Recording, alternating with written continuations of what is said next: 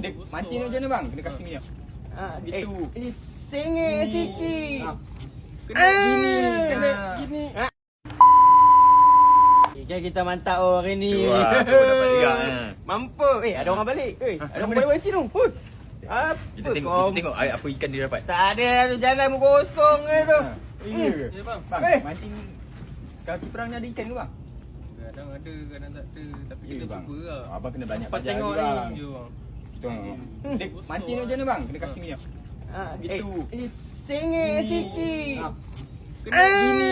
Kena gini. Baru ada ikan. Nampak ni, nampak? Abang balik, abang belajar lagi. Esok datang ni. Jangan sikit bang. Baik.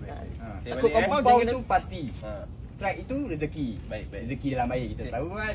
Okey. Hati Saya balik keringnya dulu, dah. Jalan bang. Hati keringnya datang tau. Alamak. Alamak. Kita yang kena lah. Aduh. Padan kita orang. Itulah. Asyik pilih-pilih orang, ejek-ejek orang. Rezeki dah lain. Kita nak tahu. Kalau ada rezeki, inilah hasil dia.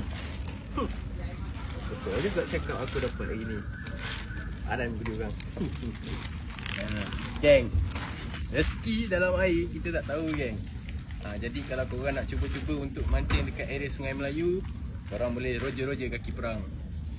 Korang rasa, nikmati, korang kena datang kaki perang angler. Apa? Roja terus. Okay? Roja.